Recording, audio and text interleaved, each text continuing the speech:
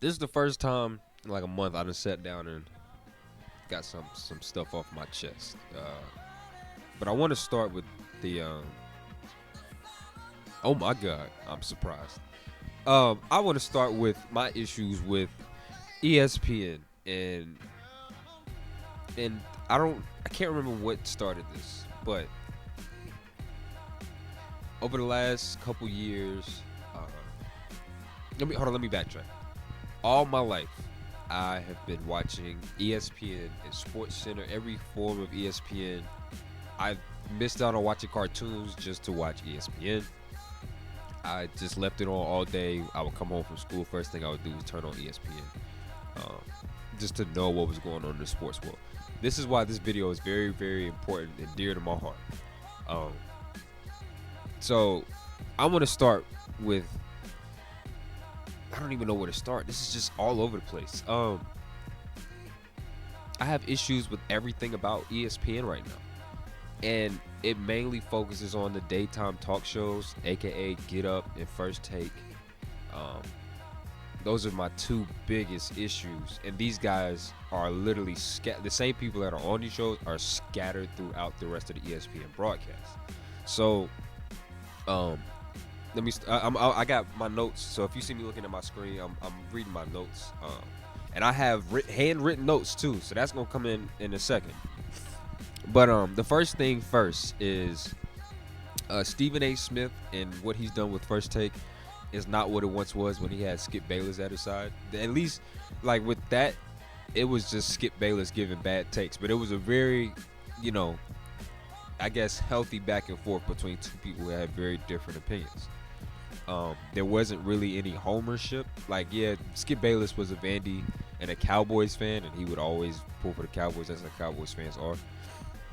But it's not as bad as it is today. And this point just happened. Let me see if I can pull this up. Stephen A. Smith. Let me see. Hold on. Yep. Perfect. This is perfect. We go. This is a rag on Stephen A. Smith. I know this might sound like hate, but I'm really about to rag on him, and this is sad because I like Stephen A. Smith, or past tense, like Stephen A. Smith. This video right here was, when was this posted? January 2nd. So this is right before the Week 18 game with the Cowboys, not the Cowboys, the Lions and the Vikings. Stephen A. Smith had this to say about Sam Darnold. About Sam Darnold, and again, he deserves credit. We know he's had a stellar season, etc., etc. The man hasn't thrown for 300 yards since November 24th. Okay, that's all I wanted to be said. That is factually incorrect. Okay, that statement is factually incorrect because people were in the comments posting with stats that prove otherwise. He said since November 24th, he threw for 300. First of all, who cares if a quarterback throws for 300 yards on a winning team? Who cares? He threw for 300 against Chicago, 235 against a pretty good Arizona defense, 347 versus Atlanta, where he put up 5 touchdowns, and then 337 versus Green Bay.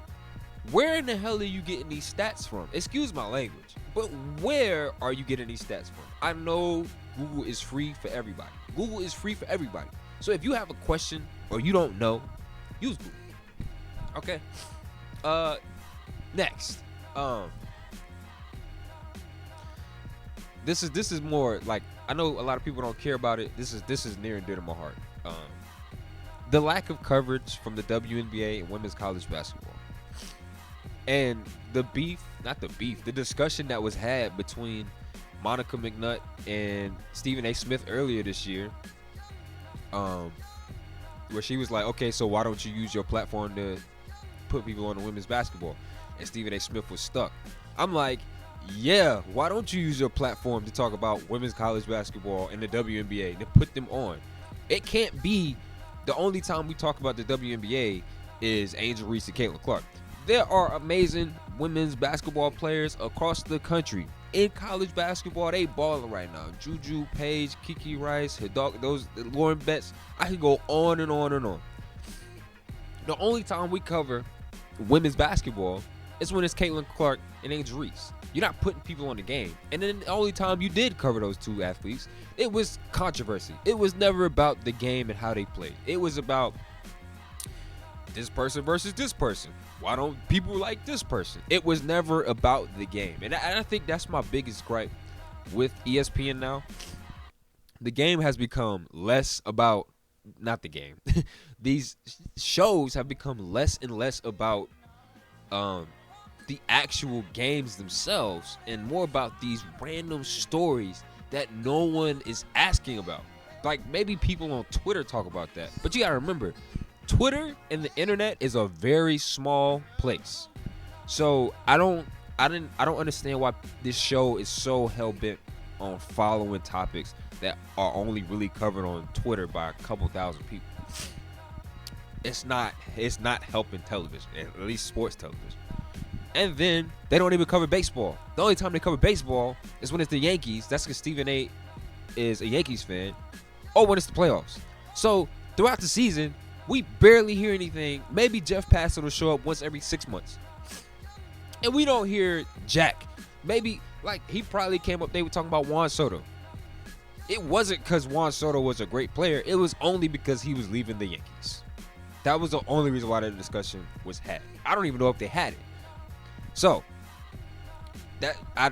women's basketball, baseball, hockey don't get covered on First Take. Get Up is just as bad. Today is January 8th, so January 7th. Not First Take, Get Up went out there, and there was a discussion about Jalen Hurts and his health because of concussion protocol. Now, let me say this. I'm going to say this now. If a player is in concussion protocol, they cannot be cleared of it until they practice. Since the Eagles didn't play, he didn't play versus the Cowboys, and he didn't play last week, there is no way for him to practice until this week. So all of a sudden, it's a little bit concerning that he's still in concussion protocol. These people know or should know how concussion protocol works. They should. They didn't do that. What they put out is, I'm very, very concerned. There's a chance the Eagles go out there without Jalen Hurts. Please shut up. Unless you have news that Jalen Hurts is not going to play, please do not put out information like this. And this is another major ESPN problem because they keep doing this. Let me play the video. Hold on. Let me play the video so you know I'm not crazy. Correctly as I can. Am I living in a world where the Eagles might play this playoff game this weekend against Green Bay without Jalen Hurts? Yeah, because until you're cleared through the concussion protocol, you're not. To your point, you. And you notice how he left out that you have to practice, and he hasn't practiced yet. Can't play through it, right? It's not like, I would have played last weekend if it was a playoff game. No, he wouldn't have because he wasn't cleared. He was at their walkthrough on Saturday, which is a good sign that he's out there at practice, but he still has to get some practice work. And then once you start getting practice work, they assess you every day in terms of did you have a recurrence of symptoms? And if you did, you're back to the beginning of the protocol. Yeah. This is a weird way for me to ask you this question. How big a deal should I be making of this right now in my mind as I'm considering this game? A massive deal. I mean, this is the difference between, you saying, hey, this is the best team in the NFC and this team. That's completely extra. I didn't ask for that. But the point is, no one said that. Do you notice how no one said you have to practice? He hasn't practiced in 3 weeks because they didn't play the starters versus the Giants. And he couldn't have played versus the Cowboys. So it's been 3 weeks since Jalen Hurts has played football. He'll be fine. If there was something more, we would know. My head hurt just from all this frustration. I didn't even put that in the notes. I just saw that on scrolling through the internet yesterday. The next thing. This is more so college football as a whole. The fact that ESPN purchased the rights to the SEC football, ever since they did that, I have not liked ESPN. I think that was the start of it. I haven't liked ESPN ever since they purchased SEC football rights. Why? Because all they did was put a bunch of SEC homers on the network, and then now they have the SEC football. I grew up listening to Vern Lundquist at 3:30 every Saturday, calling college football games. If you didn't grow up with Vern Lundquist, I feel sorry for you. That man was the GOAT. You know, I even got on my notes. I got to play the old SEC theme because his voice is in it, all over it. Him, what's that old guy's name? He's with Brad Lester. I can't think of his partner's name. But they're in it, and we don't have that anymore. We lose. I don't know. I lost something that was very deeply personal to me with that connection to SEC football, being on CBS, and it's not there anymore. And then the worst addition, once they purchased SEC football, the worst addition to the ESPN network got more TV time. Paul Finebaum is the worst thing to happen to this network since COVID. He is the definition of a homer. He did this thing where I know people saw it. If you were a sports fan, you probably saw it. But it would have been a lot better if we had some real teams playing in the playoffs as opposed to a couple of frauds. And that's the disappointing part, Matt. And I know it sounds a little bit like crying over spilled milk, but the committee did a lousy job. And we as college football fans paid for it Friday night and all day Saturday. And I know the worst loss was Tennessee, but Tennessee did something to get into the playoffs. No, they did not. Tennessee did not play in the SEC championship. What are we doing? Oh my God. I'm going insane because I have links upon links of Paul Finebaum just being loud and wrong and giving a microphone. Oh my, hold on, let me see. Hold on, wait a minute. You can't get caught up in that. That was Nick Saban dissing Paul Finebaum. We need more of that. You can't get caught up in that. You got to just focus on what you got to do to make the team play as well as you can, and don't let any of that stuff affect you. And that's one of the things that I think allowed me to not lose my mind while I was there, because we got criticized every time we lost a game. I don't know how many times I heard Paul Finebaum say, "This is the beginning of the end." I mean, but it never was. But you said it a lot. He just said that about Georgia actually yesterday. I think literally just said it yesterday. You only have to lose one game with Paul. Well, he's got high standards. Paul Finebaum's got those high standards. I mean, we need more of that. And then there's Paul Finebaum talking about Cam Newton a long time ago, just being loud and wrong. You say final word on Cam Newton. We're not watching the beginning of the end. It is the end. It's over for Cam Newton. I don't know why we are mincing words and trying to find a pretty way to put it. I think he's a train wreck right now. He can't do what he used to do. And quite frankly, forget the sympathy tour. Cam Newton has never really cared about anyone other than Cam Newton. And that doesn't mean he shouldn't be given the opportunity, but he's brought this franchise down. It's over for Cam Newton. Nice knowing you, but you're done. This is my only statement to that. Right? Yeah. We just spoke glowingly about Paul glowingly about Eli Manning, and he has been a dud for the last 4 years. You want to talk about bringing a franchise down? Eli has ruined that franchise. So we got to take out how we feel about dudes because he's a Manning, because we love him, because he gives us this sucks. You can do whatever you want to be, and I'm going to be okay about it. That's not true. If we're looking at it right now, Cam has more left than Eli's had for years. So we got to take out how we feel about dudes and the way that they act and say that he doesn't get to have a tour, or he doesn't get to have farewell. That's not how it works. He's been successful. The dude has killed himself for his team. And Paul said that he's never cared about anything other than Cam Newton. That's the same guy that we see diving at the goal line. Like, he cares about winning. He's cared about success. I think I don't like having Paul over there on his own. Paul, you can't be death. You need to be at the desk. I would have fired you up. I mean, if I was Eli, I could stay healthy too if I learned how to throw the ball and do this. I would be healthy too if I could throw the ball and do that. Of course you're going to get hurt if you're trying to win a game. If you're trying to take a hit, we got to stop treating dudes like because they play a certain way or because they act a certain way that's not familiar to us, that's not leadership, that's not caring. I hear you. So when you hear guys like Paul Finebaum calling your program irrelevant, Colorado Colorado is nothing. They don't matter.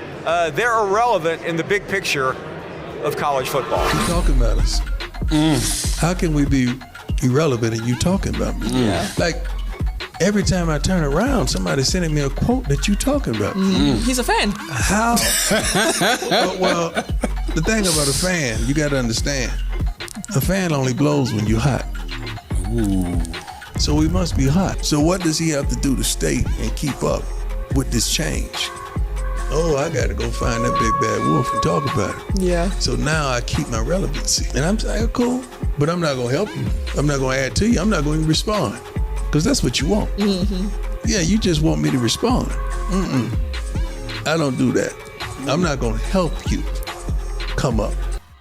I don't get why they added him to this staff. He is really, really bad. Oh, never mind. Now I remember why this video came up. I finally figured out my true purpose for this video. It was my hatred for Paul Finebaum. My hatred. I listen. If I hate you, that is a strong word. I hate seeing his face on TV. I hate his coverage. I hate everything that he does because it's not based. It's not unbiased. It'd be different if it was unbiased and I just disagree with you. It's just very, very biased commentary that only benefits your pockets because he has a radio show in the South, ran by the SEC network that is put on from like 3 o'clock to 5 o'clock, like something like that. Of course he's gonna pull for that. That is not good television unless it's here specifically to piss people like me off that just want to see good commentary back and forth about a topic or about the game itself. That ain't happening. So,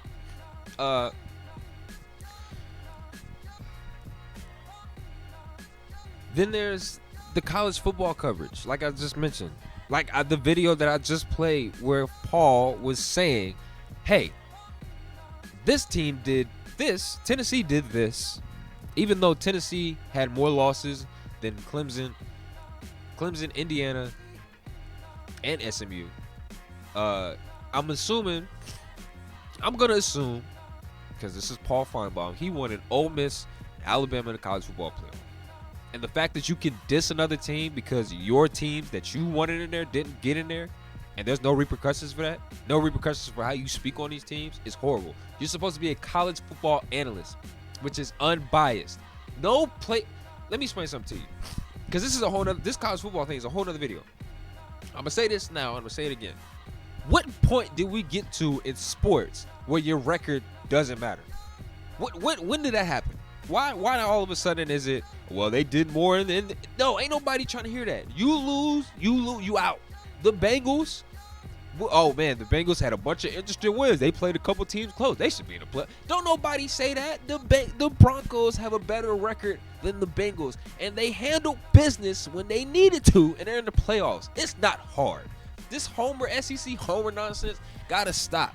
It has to stop. It has to stop. And then I gotta get back to the network. Constantly, bad takes after bad takes. We gotta listen to Stephen A. Smith and Chris Mad Dog Russo go back and forth with Kimberly Martin about Josh Allen versus Lamar Jackson. This was like 2 weeks ago. The conversation wasn't even about, who's the better player. It was something about the play. I can't remember exactly what it was because I'm that frustrated and I had to go through way more watching that show than I wanted to. But it became less about who the better, most valuable player is to their team and more about playoff success. And I'm like, the playoffs have no bearing, or shouldn't have any bearing. It's like the MVP in the NBA. Shouldn't have any bearing on the most valuable player of the league. So if we're going based off that, because it turned into, well, Josh Allen has performed better in the playoffs than Lamar Jackson. Well, neither one of them, Josh Allen hasn't been to the AFC Championship, and neither one of them have been to the Super Bowl. So that logic is thrown out the window. You played great in a game versus Kansas City. Congratulations. You still lost. Lamar Jackson played in a game versus Kansas City in the AFC Championship last year. Played pretty bad. Still lost. What is the point in this league? To win. I don't care how good you are. How many stats you put up. Joe Burrow is not satisfied with put up 300 yards and 3 touchdowns a game. He wants to win. He wants to be in the playoffs right now. And I know he's kicking himself because of that. That is something that you need to say on network. Now I got to get to this format of First Take. I'm still on First Take. This is all on First Take, by the way. So, 5 days ago, I decided I was going to suffer and sit through an episode of First Take. I had to sit through 2 episodes of First Take. And I was curious to see how the structure of the show went. I was very, very curious to see how the structure of a First Take show went because I haven't seen it in full in a long time. So I didn't hear anything that was said. I just covered the topics. I just wrote down the topics. So what I'm going to do, I'm going to read you a format of January the 3rd. And I'm going to read you the topics that they discussed. Then I'm going to discuss the topics that should have been discussed or at least mentioned at some point. Then I'm going to do it again for January 6th. January 6th. I'm going to do the same thing. So, January 3rd. This was after the Notre Dame and Georgia football game. That game was covered for 23 minutes. Jimmy Butler and his drama with the Miami Heat with Shams, that was covered for 13 minutes. The Steelers nonsense with George Pickens, that was covered for 6 minutes. And then they picked Steelers versus the Bengals. That took 2 minutes. You notice how I didn't say they covered the game. They only made picks. All right. Then at the top of the hour, they did quick takes for a minute. Steph Curry hit 8 threes. They didn't miss. He didn't talk about the game at all. And then this was going into week 18. They talked about the Lions and Vikings for 13 minutes. And then there was Cam Newton on the sideboard. I seriously doubt they actually talked about the game. And then for 3 minutes, they discussed LeBron has the most, I guess, 30-point games as a player, or is coming up close. He just broke that, and how he wanted to play 5 to 7 more years. That was 3 minutes, and they had Marcus Spears, the football player, Marcus Spears, the one that's on NFL Live. They had him covering this topic. From 11:21 to 11:30, they talked about, will this be Mike McCarthy's last game? Then from 11:35 to 11:43, they talked about Saquon sitting out. Then they had a 5-minute segment about ESPN Bet. And then to end the show, they talked about the Thunder winning their 13th straight game. Now, they didn't cover a whole lot of sports. Let me go through what they should have covered. The Celtics and the Timberwolves in a classic. 118-115 the Celtics. The Nets versus the Bucks, where the Nets didn't score for the last 7 minutes of the game and won. Literally anything involving college basketball. You want to know why? Because Ace Bailey, the potential first or second, third pick in the draft, dropped 40 points versus Indiana. You didn't discuss that. The NFL player incentive. This was the Friday going into Week 18. They didn't discuss none of the incentives. The actual analysis of these football games, at least the important ones, the Lions and Vikings, the Browns and Baltimore, what the impact of these games mean to these teams. The Bengals versus the Steelers, the Seahawks versus the Rams, and the importance of the draft order going into Week 18 and how this could shake up coming out of Week 18.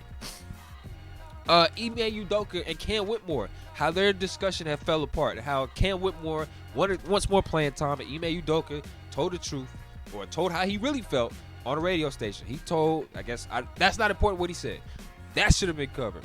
The Knicks winning 9 straight games. And then they were playing the Thunder. We didn't get no coverage on that. January 6th. This was 2 days ago. This is the last time I watched First Take. I actually have it up, and I was shocked. They were covering college basketball. They wasn't covering the game, though. That's today. They didn't cover the game. They talked about Mike McCarthy. They talked about a quote that the coach said from that college basketball game. This is my problem. So we're going to go through this, and I'm going to wrap this video up after that. January 6th, we start the show with the Lions versus the Vikings. The recap. There wasn't even a recap. You know what they said? Do we trust Sam Darnold in the playoffs? They didn't talk about the game. They didn't break the game down. They didn't show clips from the game. It was, man, do we trust Sam Darnold all of a sudden? I don't care about that. That's not important. The Broncos clinched the playoff spot. That was a big moment for Shannon Sharp. That was 8 minutes. And in the same time period, they talked about, is it a bigger deal that the Broncos made it or the Bengals missed out? Who gives a damn? The Joe Burrow criticism went on for 2 minutes because Shannon Sharp, for whatever reason, don't like Joe Burrow, and that's fine. Tyreek Hill wanting out of Miami. That was 17 minutes. Mike Evans. They talked about him and his consistency for 5 minutes. That was a good topic. That's the first time I've said that. Lamar Jackson versus Josh Allen, more MVP debates. That was for 12 minutes. And you won't believe what was discussed on the day after Week 18. LeBron James versus Michael Jordan. LeBron has the most 30-point games in NBA history. Why are we discussing this after Week 18? Why? 11:35 to 11:42. Does Mike Tomlin deserve more credit or criticism? Didn't cover the game. 11:47 to 54. 11:54. The Cowboys. Probably something to do with Mike McCarthy. And then to end the show, they talked about Gerard Mayo getting fired. So instead of discussing all of the coaches that got fired, Doug Peterson and the Bengals DC, they just discussed Gerard Mayo. And then I saw something that said Stephen A. Smith made a point that it was something about black coaches and being fired after the first year. First of all, he's not the only coach that's been fired after the first year. Nathaniel Hackett has been fired. Steve Wilkes was fired.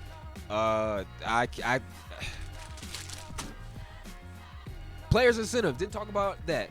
Literally anything from college basketball. Mind you, there were great games across the map. Florida and Kentucky put it on TV. It was 200 points on television for free. The only mention of college basketball we got was that there were more games coming up the next day. That was it. Brian Dable and the GM stand, they didn't talk about that. They didn't talk about the new draft order. I know that for much. The playoff format set, they didn't talk about that. And the FCS championship, the college football FCS championship, that's Division II. They didn't discuss that at all. That took place Monday night. You see my frustration? You see how there's so much meat left on the bone for this station and what it used to be? Mina Kimes is carrying this network. Mina Kimes has this network on her shoulders and it's just pushing through. It's just carrying through all the BS that I gotta sit through. That now she on TV when I'm driving home from work. I don't see NFL Live. They getting rid of Around the Horn. Like what are we doing? What are we doing? There's two more things I want to say. This is a 25-minute video. I ain't never think I would speak this long.